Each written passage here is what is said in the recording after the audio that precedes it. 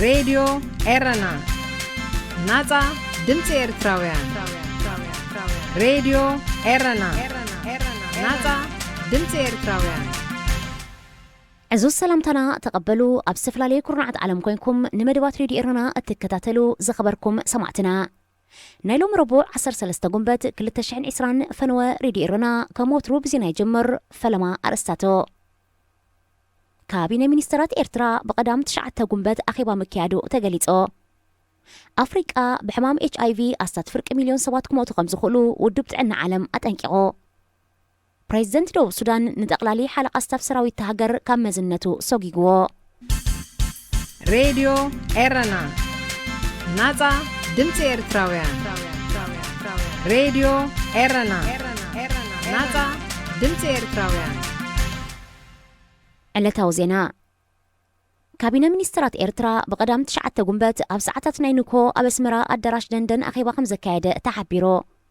اتخلهم أبالاتو 5 ترخبوز تحبر كابينة أفتناي فرق معالت أخيبوو ززتيلهم نتبتات يخون بزعبا مئكابو بمنقد معكنا زينا منقستوكوان تزي تقالحة أبزمت سؤون توسخ أخيبا خكايد مخانيو زنتسر تزبت حنا حبريتا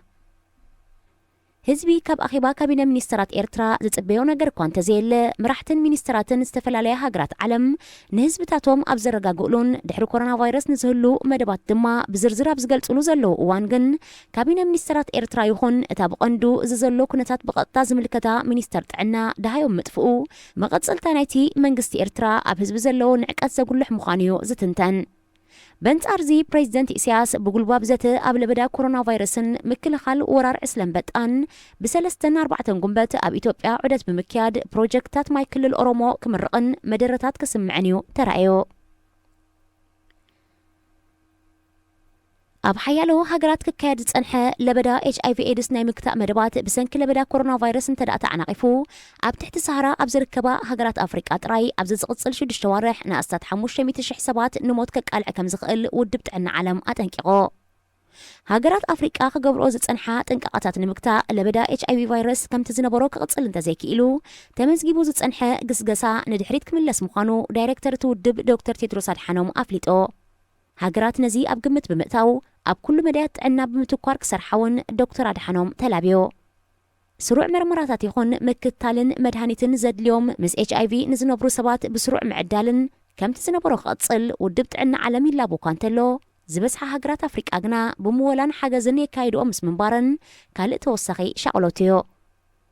زبسحة مولت هاجرات أبزوان زي أوشت أو قدياتن تتأميدن بسنكي لبدا كورونا فيروس نزحت لقط أبأن مبربار أبزقويالو زلوا أوان ودبت أن عالم يخون كالوت مشارختي أب أفريقيا قنون نزخونه كم عصون HIV إيديسنز أمثل حمامات زتوكورة حزام وزت صنحو بروجكتات كي تعناقف إيسقا أب كل تشحين 10 شمونتن 10 تشعاتن بدرج علم مس HIV إيديس بزتتحازة لعل حموش شميتن 7 حسابات كم زموتون لعل سوسان تشعاتن مئتاويت كابز دما أب تحت سهرة أبزر كبا هاجرات أفريقيا 5 مزقبن تأبت حبرات هاجرات إيا ملكت بريزيدنت دو السودان سالفا كير ميارديت نتقلال حلقة استاف سراوي تهجر جنرال جابرييل جوكرياك كم مزنتو سوغيغو اتتسوغيغو زلو جنرال دحرموت حلقة استاف سراوي تهجر أب كل تشحن 10 شمونتنيو نابت مزنت ترقحو بريزيدنت كيراب زكادو وسخ معرق العلوت سبسلطان سراويتن مكيار مزنتن نجنرال جونسون جمعاكوت تقلال حلقة استاف سراويت كخون كم زمززو تفليت الله تنقزي مكيار العلوت أزست سراويت دوب سودان تحبر نجر كوانت زيل أبسون كوف نزركب نايلفنت منقص تهاجر بقالو تاقيت ألو سكفتاتات اللو دوب سودان كمود أتور حلقاتيت حموش مكتلات بريزيدنت زلو حدش نايلفنت منقصتي أقيمة خمزلا إفلات زخبركم سمعتنا زينة أبسفت إمولا هذه إذاعة إرنا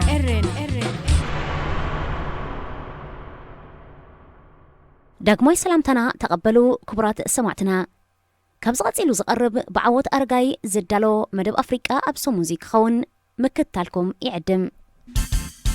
راديو إيرنا ناتا دمتي إرتراويان راديو إيرنا ناتا دمتي إرتراويان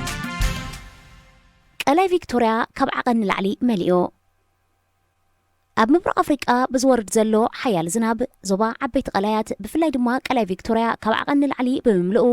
ኣብ ገማግሙን ኣብ ከርሱ ኣብ ዝርከባ ደሴታትን ዕለቕልቕ ማይ ከም ዝተፈጥረን ኣብ ልዕሊ ሰብን ንብረትን ጉድኣት የውርድን 10 ኣሽሓት ካብ ቤት ንብረቶም ተመዛቢሎም ከም ዘለውን ማዕከናት ዜና ሓቢረን ኣብ ምብራቕ ኣፍሪቃ ተረንሻል ማለት ብኣይሃዊ ዝፍለጥ ኣብ ሓደ እዋን ብብዝሒ ማይ ዘውርድ ጽዑቕ ዝናብ ክሃርም ከም ዝቐነየ ከም ውፅኢቱ ኣብ ሓያለ ሃገራት ኣብ ልዕሊ ሰብን ንብረትን ጉድኣት ከውርድ እንከሎ ቀላይ ቪክቶርያ ድማ ካብ 1964 ንድሓር ኣብ 56 ዓመታት መሊኡ ኣብ ዝለዓለ ዓቐን ከም ዝበፅሐ ተገሊጹ እቲ ቀላይ ንቡር ክመልኦ ዝግባእ ዓቐን 12 ሜትሮ ክኸውን ከሎ ኣብዚ ሕጂ እዋን ዓቐን ማይ 13.4 ሜትሮ በፂሕሎ እቲ ንኡጋንዳ ታንዛንያን ኬንያን ዘዳውብ ቀላይ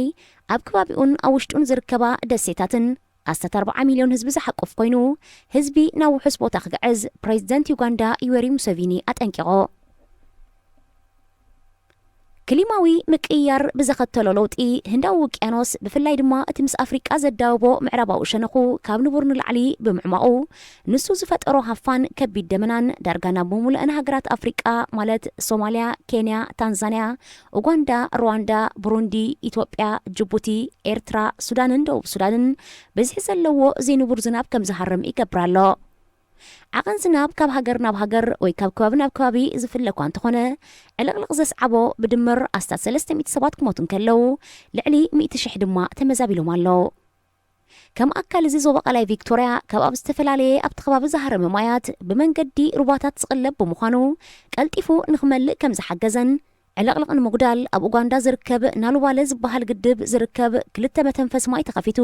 ካብቲ ቀላይ ኣብ ካልኢት ኣስታት 3,000 ሜትር ኪብ ማይ ናብ ሩባ ኒል ይኩዕ እኳ እንተሎ ኣኻለ ከም ዘይኮነ ነቲ ዕልቕልቕ ከጉድሎ ከም ዘይከኣለውን ተሓቢሩ ኣስታት 59.9 ኪሎ ሜትር ዝሽፍን 7.1 ኪሎ ሜትር ገማግም ኣስታት 1,000 ደሴታት ዝውንን ቀላይ ቪክቶርያ 10 ኣሽሓት ብምክፋፍ ዓሳን ሕርሻን ሸቐጣ ሸቐጥን ዝናበር ኣብ ሓደጋ ወዲቑ ከም ዘሎን ዝወቅዕ ዘሎ ዘይንቡር ዝናብ ክሳብ ዝመጽእ ወርሒ ክቕጽል ትጽቢት ክግበረሉ ከሎ ስዒቡ ክረምቲ ክኣቱ ብምዃኑ ድማ ነቲ ዕልቕልቕ ከየጋድዶ ስጋት ኣሎ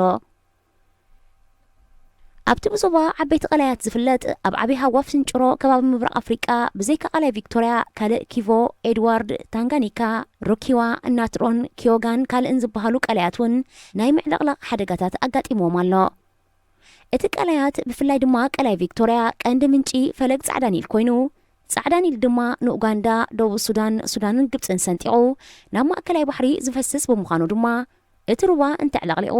ኣብ ገማግም ሩባ ናይ ዝርከቡ ናይ 10 ኣሽሓት ሰባት ህይወት ኣብ ሓደጋ ክእቱ ተኽእሎ ኣሎ ቀላይ ቪክቶርያ ብዕቤቱ ኣብ ኣፍሪቃ ኣብ ቀዳማይ ደረጃ ክስራዕ እንከሎ ካብ ዓለም ድማ ድሕርቲ ኣብ ሰሜን ኣሜሪካ ኣብ ደቡብ ካናዳን ሕቡራት መንግስታት ኣሜሪካን ዝርከብ ቀላይ ሱፐሪዮር ኣብ ካልኣይ ደረጃ ይስራዕ ኣብቲ ቀላይ ኣስታት 200 ዒላታት ዓሳ ክህልው ከለው ካብን ናብን ዘዳውብኦ ሃገራት እውን ከም መጓዓዝያ ይጠቅም ዝዓሙቐ ጥልቀቱ ኣስታት 81 ሜትሮ ዝኾነ ቀላይ ቪክቶርያ ቅድሚ 400,000 ዓመት ብባህሪ ዝተፈጥረ ኮይኑ ኣብ 1952 ኣብ ኡጋንዳ ንመመንጨው ሓይሊ ኤሌክትሪክ ብገዛኢ ዝነበረት ብሪጣንያ ሰብ ሰርሖ ግድብ ተወሲኽሉ እቲ ቀላይ ኣብ ዘመኑ 2 ግዜ ሓደ ካብኡ ድማ 17,000 ዓመት ሙሉእ ብምሉእ ነቒጹ ከም ዝነበረ ተመራመርቲ ስነ መሬት ይገልጹ እቲ ምስ ምቅያር ክሊማን ምቅያር ስሕበት መሬት ከምኡውን ምቅያር ዝንግሪር ዑደት መሬት ኣብ ዙርያ ፀሓይ ብሕጁን ክደርቕ ተኽእሎ ከም ዘሎ እቶም ተመራመርቲ ብተወሳኺ ይሕብሮ እዚ ድማ ንዞባ ዓበይቲ ቀላያት ጥራይ ዘይኮነ ነቲ 6,650 ኪሎ ሜትር ዝቑመቱ 11 ሃገራት ዝስንጥቕን 300 ሚልዮን ኣህዛብ ብቐጥታ ዝጥቀሙሉ ፈለግ ኒል እውን ጽቡቕ ዜና ኣይኮነን ጻዕዳ ኒል ካብ ቀላይ ቪክቶርያ ክብገስ እንከሎ ሰማያዊ ኒል ማለት ኣባይ ድማ ካብ ጎደቦታት ሰሜን ኢትዮጵያ ይብገስ ክልቲኡ ፈለጋት ድማ ኣብ ካርቱም ሱዳን ተረኺቦም ናብ ማእከላይ ባሕሪ ይፈሱ ኒል ኣብ ግብፂ ብማእከል ምድረ በዳ ሰንጢቑ ዝሓልፍ ብምዃኑ ኣብቲ ሃገር ጥራይ 95 ሚእታዊት ካብ 97.55 ሚልዮን ኣብ ከባቢ ኒል ይቕመጦ በዚ ድማ ኣብ ከባቢ ዓበይቲ ቀላያት ዘጋጥም ዝኾነ ይኹን ምቅያራት ጽልኡ ኣብቲ ከባቢ ጥራይ ዘይኮነ ክሳብ ግብፂ ዝዝርጋሕ ንሚልዮናት ኣህዛብ ዝትንክፍዮ ቀላይ ቪክቶርያ መበቆላዊ ስሙ እናምሎልወ ንናቡላን ኒያንዛን ተባሂሉ ብኣብ ከባቢኡ ዝርከቡ ኣህዛብ ዝፅዋዕ እኳ እንተኾነ ኣብ 1858 ሪቻርድ ፍራንሲስ ዝተባህለ እንግሊዛዊ ዳህሳሲ ቪክቶሪያ ክብል ብናይ ሽዑ ግዜ ዝነበረት ንግስቲ ብሪጣንያ ሰይሞ ሪቻርድ ፍራንሲስ ዳሃሳሳይ ጥራይ ዘይኮነ ጸሓፋይ ክኢላ ጂኦግራፍ 29 ቋንቋታት ዝመልኽ ተርጓማይ ወተሃደር ዲፕሎማትን ብዝለዓለ ድማ ሰላይን ዝነበረ ኮይኑ ንሱ ዝበጽሐን ንኒልን ቀላይ ቪክቶሪያን ዘዳውባ ሃገራት ማለት ግብጺ ሱዳን ኬንያን ኡጋንዳን ድሒረን ብብሪጣንያ ዝተገዝአ ብምዃነን ብሪጣንያ ነቲ ዞባ ንኽትገዝእ ዝሓገዘ ኣብ ምስላይ እቲ ዞባን ምሕንጻጽ ካርታን ዝለዓለ ተራ ነይርዎ ክኸውን ከም ዝኽእል ተንተንቲ ይግምቶ هذه إذاعة إرنا. هنا إذاعة إرنا الدولية.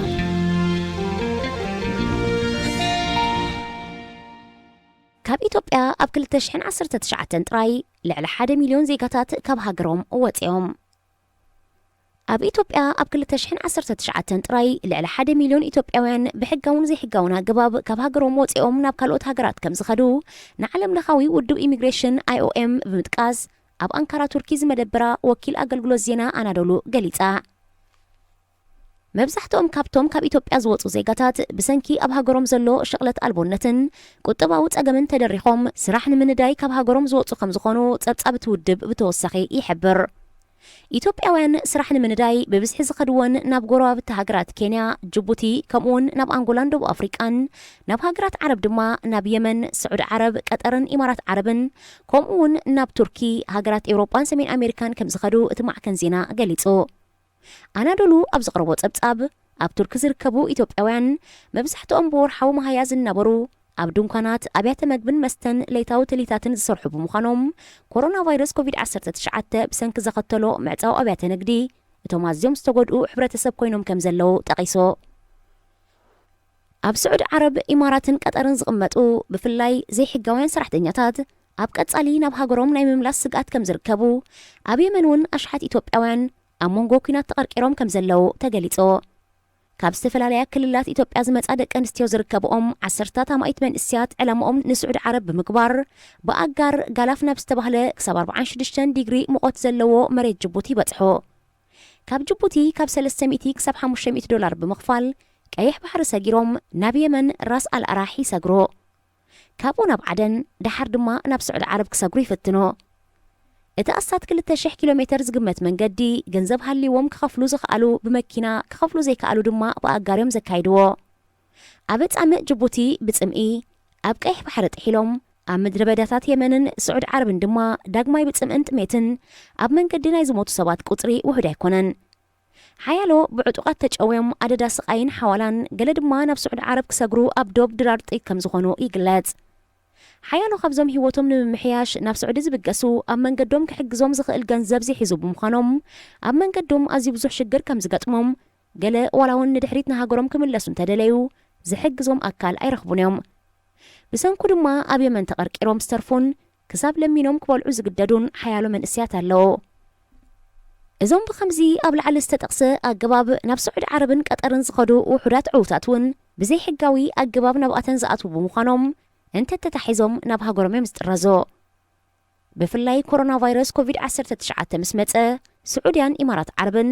ኣሽሓት ኢትዮጵያውያን ናብ ሃገሮም መሊሰን እየን ዝሓለፈ ወርሒ ክልቲአን ሃገራት ኢትዮጵያውያን ንኮሮና ቫይረስ ቁልዓትዮም ብዝብል ምኽኒት 15,000 ብናይ ጽዕነት ነፋሪት ናብ ሃገሮም ኣባሪረን እየን ኢትዮጵያውያን ብተወሳኺ ናብ ደቡብ ኣፍሪቃን አንጎላን ብብዝሒ ከም ዝጓዓዙን ብፍላይቶም ናብ ደቡብ ኣፍሪቃ ብዘይሕጋዊ ኣገባብ ክሰግሩ ዝፍትኑ 10,000 ኪሎ ሜትራት ብመኪና ከም ዝጓዓዙ ካብ ደላላይ ናብ ደላላይ እናተሰጋገሩ ናብቲ ሃገር ከም ዝበጽሑ ይግለጽ ኣብ ደቡብ ኣፍሪቃውን ግዳያት ናዕብን ጽልኢ ናዕበኛታትን ኮይኖም ከም ዝነበሩ ክፍለጥ እንከሎ ኣብ ዝሓለፈ ቅንያት እውን ብዘይሕጋዊ ኣገባብ ብሞዛምቢክ ኣብ ናይ ጽዕነት ፍሪጅ ተጻዒኖም ካብ ዝኸዱ ዝነበሩ 64 ኢትዮጵያውያን ሞይቶም ተረኺቦም እዮም ኢትዮጵያ ብቁጠባዊ መዳይ ሓንቲ ካብተን ብፍጥነት ከዓብያ ዝጸንሐት ሃገራት ኣፍሪቃ እኳ እንተኾነት ኣስታት 107 ሚልዮን ህዝባ ካብ ድኽነት ከተውፅኦ ሓያል ስራሕን ምርጋእን ከድልያዮ ሬድዮ ኤረና ናጻ ድምፂ ኤርትራውያን ሬድዮ ኤረና ናጻ ድምፂ ኤርትራውያን አልቃዒዳን ዳዕሽን ኣብ ኣፍሪቃ ዞባ ሳሕል ኣብ ኩናት ተጸሚዶም ኣብ ምዕራብ ኣፍሪቃ ኣብ ዞባ ሳሕል ብፍላይ ድማ ኣብ ሃገራት ማሊ፣ ኒጀር፣ ቡርኪና ፋሶ፣ ጫድን ሞሪታንያን ኣብ መንጎ ዕጡቃት ጀምዓት ኑስራ አልኢስላም ወልሙስሊምን ክፋል አልቃዒዳን እስላማዊ ንግስነት ኣብ ሳህራ ክፋል ናይ ዳዕሽን ሓድሕዳዊ ኩናት ይካየድ ከም ዘሎ ጉጅለ ዳዕሽ ኣብ ዘውፅኦ ሰሙናዊት ጋዜጣ አልናቡ ሓቢሮ። እቲ ኩናት ብፍላይ ኣብ ማልን ቡርኪና ፋሶን ይካየድ ከም ዘሎን እቲ ኩናት ብአልቃዒዳ ከም ዝተጀመረ እታ ጋዜጣ ሓቢራ። ክልቲኦም ጉጅለታት ኣብ የመን፣ ሶማልያን፣ ሶርያን ኣብ ናሓድሕዶም ክጋጨው እኳ እንተጸንሑ ኣብ ኣፍሪቃ ግን ብፍላይ ኣብ ዞባ ሳህለ ሳህራ ተሓባቢሮም ክሰርሑ ተሰማሚዖም ከም ዝነበሩ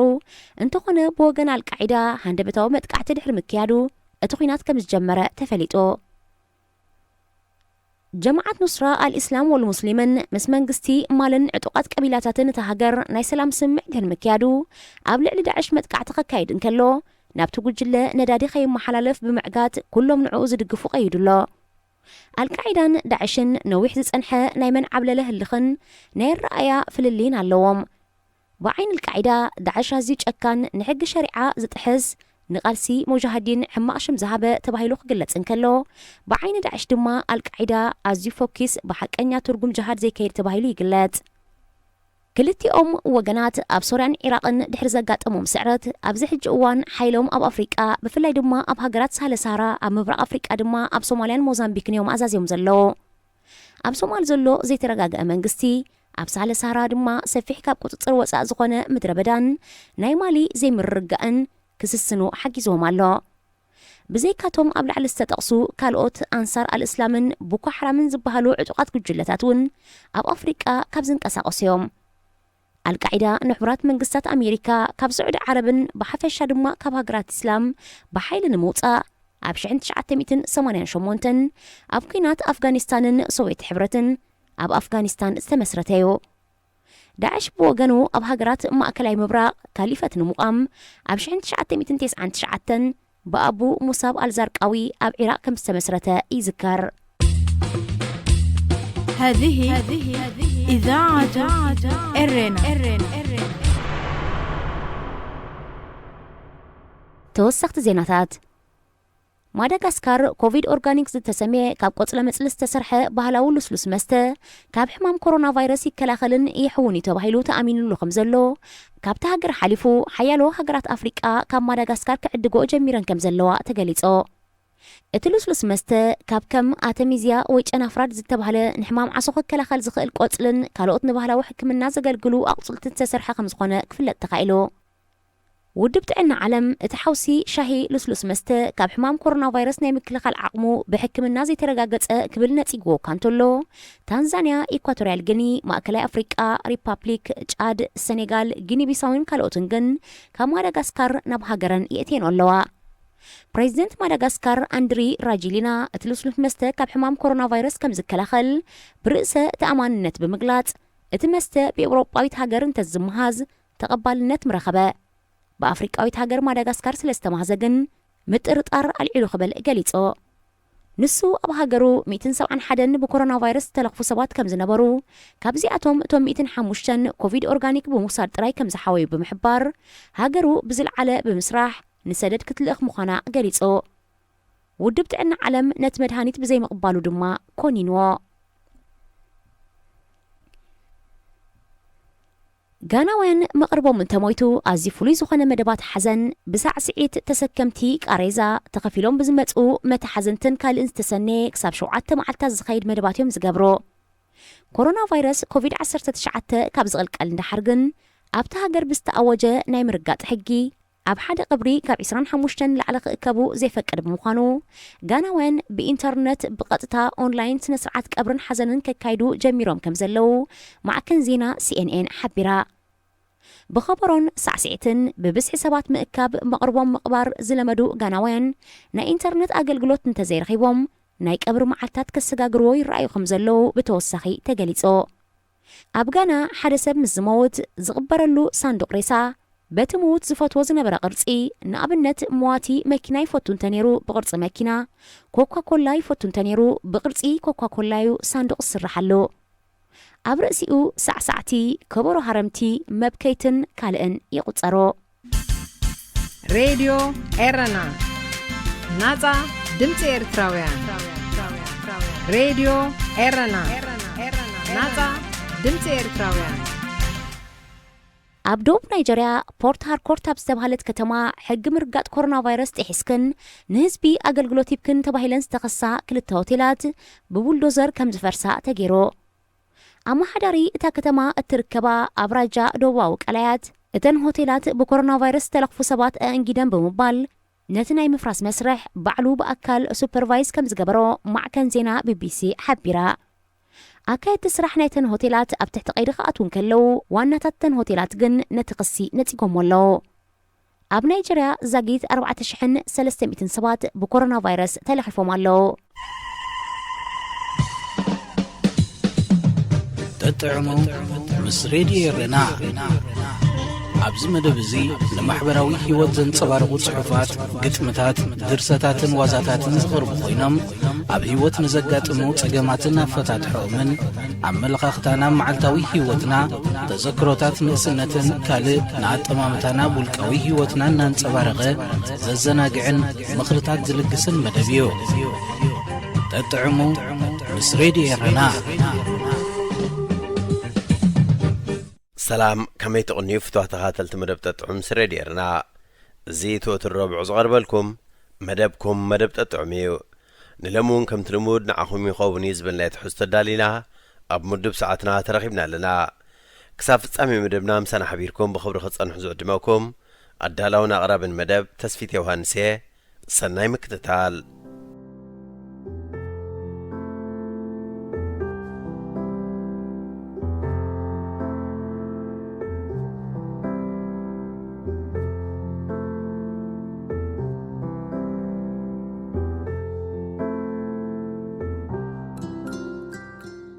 زي تزمر مزمور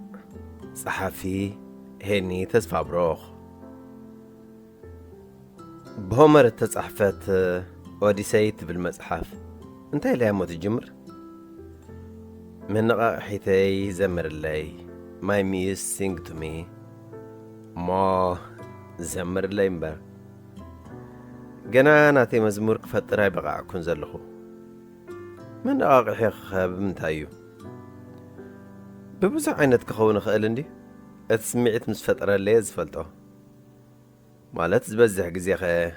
بمنتايت النقاقحي بقطمي مو قالها بتفتوي قطمي زمر لي زي تزمر مزمور بقت بلخ جمرلك حراي لما علتي كزمري لازم مساوك مزمور كي تزمر تاريفو مسارح موزيك اي كقاني معلتي توديو جزئو هاي مسألون وثم قالات بزقبا اي تدالون قوه بهجي ترايو قبل البيت ريفو فياري عم بابقو كفتن اتنفاس ترايو زفاس زولو باف دقه جزاي كحلف كله هدو دمس سقمتتي اقرو تزي كوينو جنا قصير اخون دمسو هناي سمعكون كوف زبلالو عقوزان خدالولو كي تردان مسيو جناخه اتم برهتي تولعن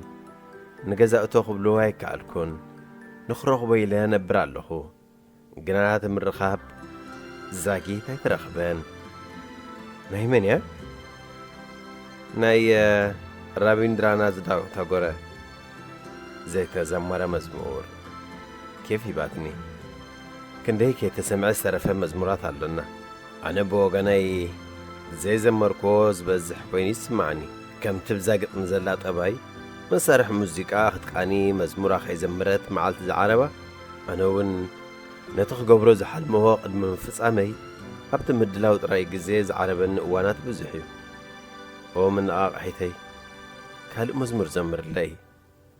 قدم نسغاه كابت تصحف كالي قن كازي سردت كالي دبدابي حنت الآخر لي علت قني بلان كم زي مثلا قن هم جمرتها لتجحن شمون تاني صحي فالكي انهات بالي كابيناي ما ياخذ ساتي كابيناي رباع ياخذ تقدحن تقدحن أبيناي كربان انبان ربان عشان ياخذ ركابي أبزيك وارث مدلاي زل خديخي ويس حاسس مبالا قارصا منبار جمرتي خي أبو أمري حيا لسئلتاتي الرأيين اللو ستح قول مسقوط قاطو تحاوق يفستزرق حسماي كتنكف استقربه قبثات سط زبالة بحرن زي فلتو ترئيتن قجلن اللو نمنتاي الرأين اللو يفلتن سألمات قب زبالة عتون الرأين اللو أبوشتو دمس سبات زيادة وكوها دمس قوالن سيتي سمعني التدمسي حقوساوي ويسوقاوي كبلوي كألن نسمعيو جن لبزبتنيو سميع زفلت كوينو جن سمعني أبي عمبابا زحازو قلعو الشيك زعترت عدام ريحتهم نبت بعد تقصهم كخدو رأين اللو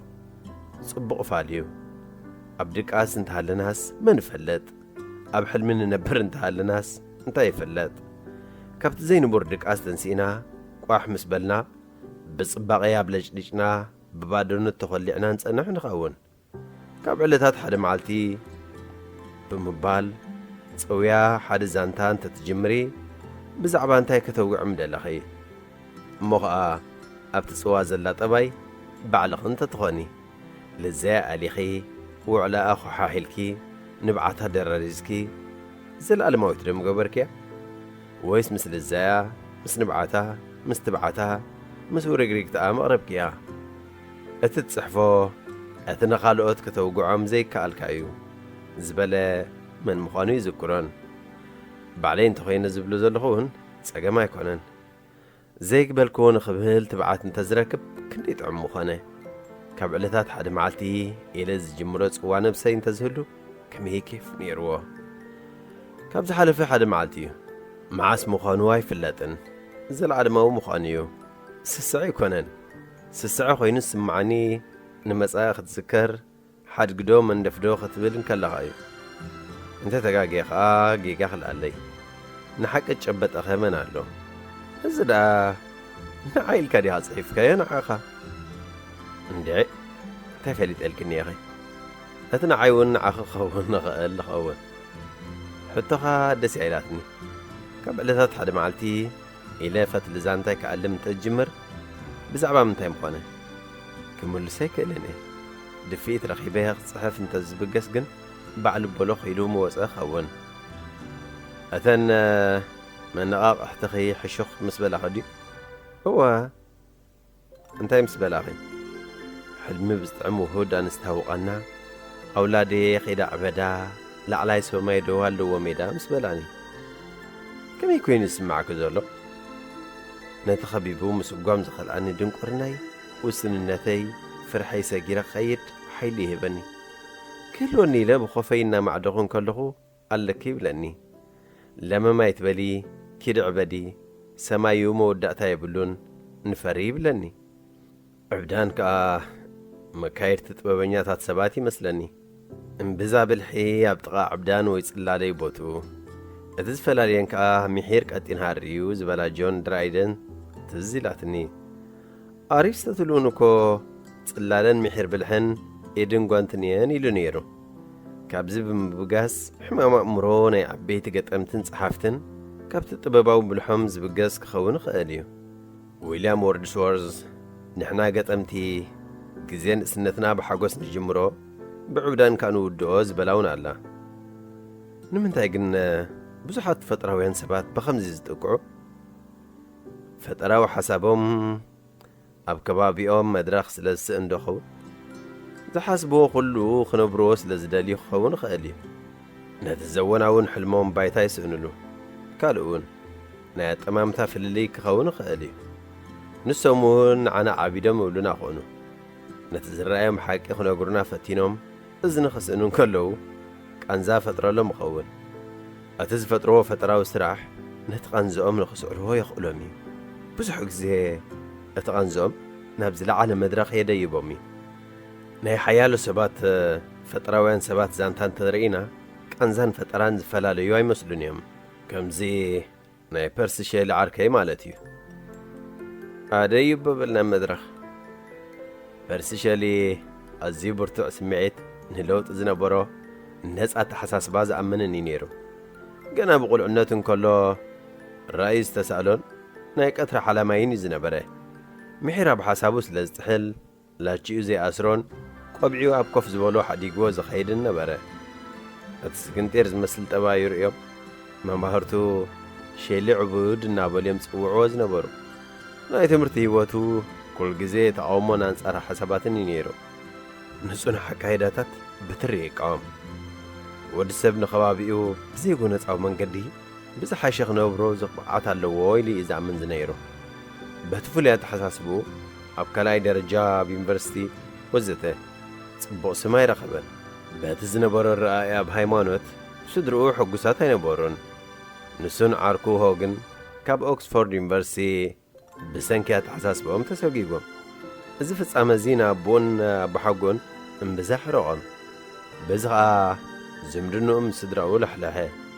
ብሓሳቡ መርዓ ዝበሃል ትካል ዝፈትዎ ይነበረን ክልተ ሰባት ንሓድሕዶም ዝፈቐሩ እንተኾይኖም ምምርዓው ንምንታይ የገድስ እዩ ዝብል ዝነበረ ኣብ 1811 ናብ ስኮትላንድ ምስ ሃደመ ምስ ሓንቲ ጓል 16 ዓመት መሓዛ ሓፍቱ ተመርዓወ ሸሊ ኣብኡ ኾይኑን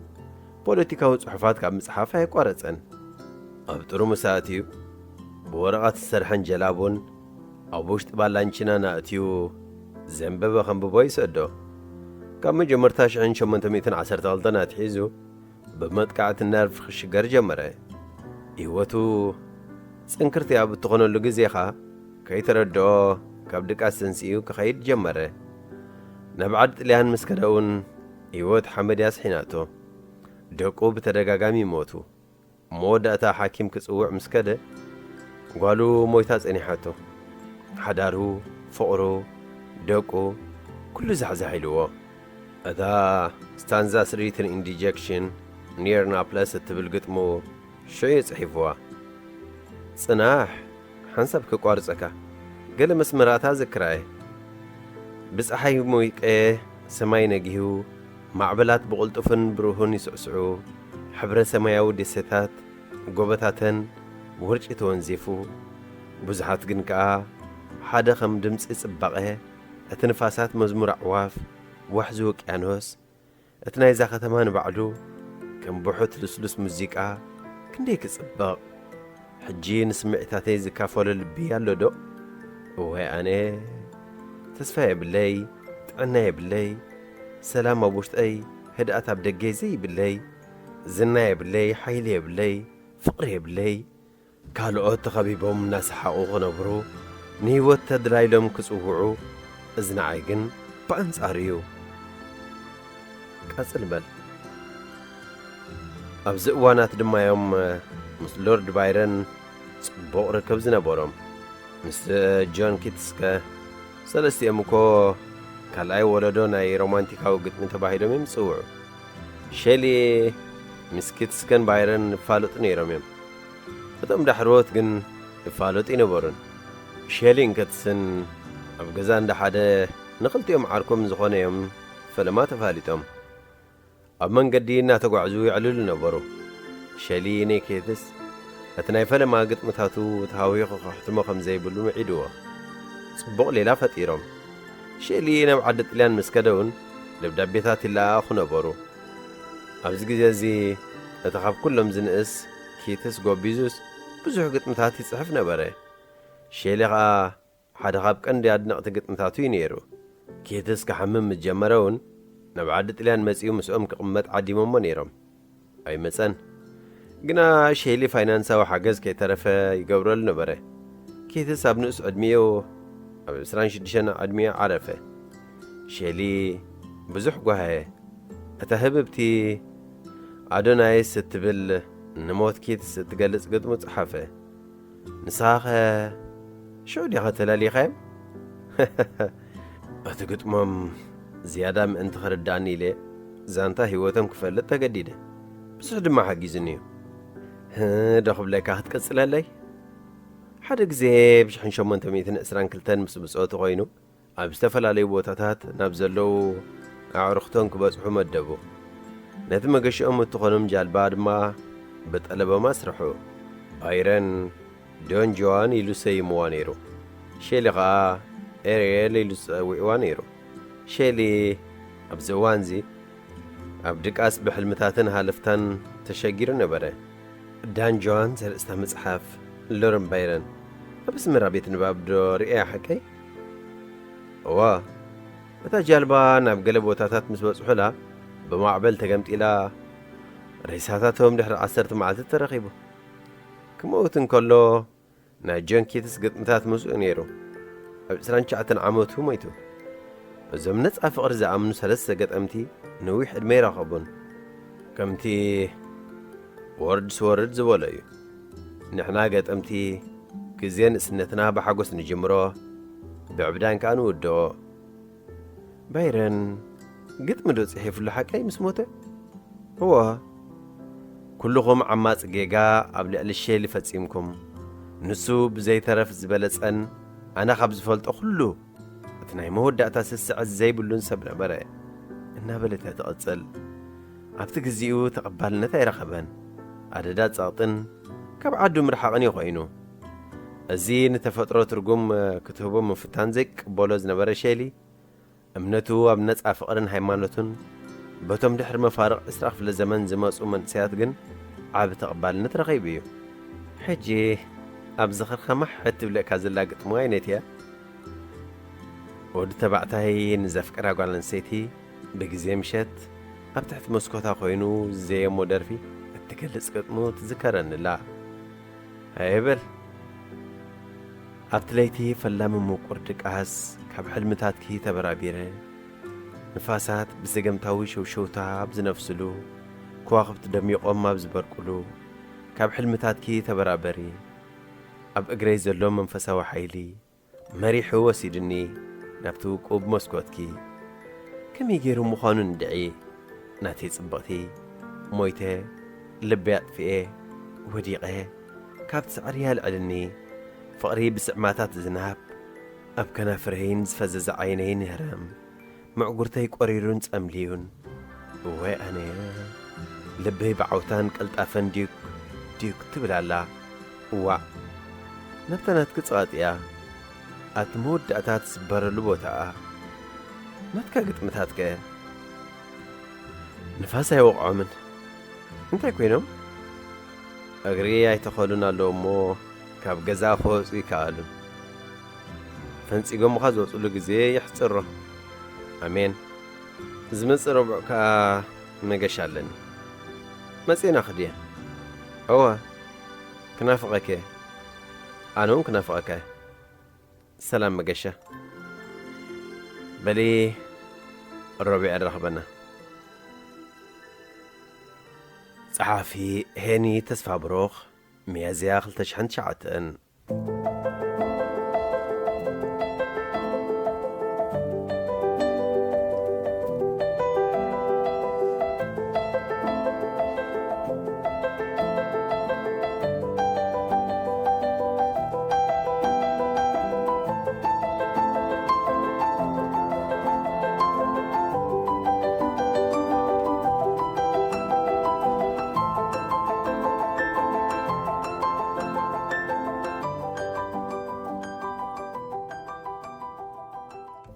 درب حالكي كاب درجاي تحتيله نعو مسيله نلعل قزنا حبيرنا خنساله كنوزق تبلكوس بايتو خينوني شان استسلملو مورادي زي برهلو لعل قصير وانبسو محير تحوقسو قديمي يبلني أمسرع وقتيني أنا خوصو محير هالغ نسو بفلتات بايتو كورتا قلبت أخورع مرادي غيرو ومزناي نقر سبهلغ انخو دربي هالغ قطامي ششاش موندي كلتش حنشدشان راديو إيرنا ناتا دمسي إرتراويان درق صحة عيناي دستان عيناي صوتان ترزقواهيو تزتان أهتان جنفلو كرئي وشت أو حقوان حلو فاقرموت ترف حركان كار كار كار كار أسنان زرو خبوت باقين زين بابو مخفاتون قري ترئيتون حسري كا كا كا كا ازنزت مم درق صحا ገጣሚ ተስፎ ሓጎስ 2009 ሬድዮ ኤረና ናጻ ድምፂ ኤርትራውያን ፍትዋ ተኸታተልቲ መደብና ብዘቕድምና ልኩም ትሕዝቶ ዓጊብኩም ተዛኒኹም ክትኮኑ ተስፋ እናገበርና ናይሎም ትሕዝቶና ኣብዛዚምና ኣለና ኣብ መደብና ዘለኩም ርእይቶ ይኹን ነቐፌታ ወይ እውን ክቐርበልኩም ትደልይዎ ጽሑፋት ምስ ዘሉ በትልሙድ ኣድራሻና ናብ ሬድዮ ኤረና @gmail.com ወይ ሬድዮ ኤረና @yahoo.com ኢልኩም ለኣኹልና ክበጽሓና እዩ ብተወሳኺ እውን ኣብ ፌስቡክ ተስፊት ዮሃንስ ብምባል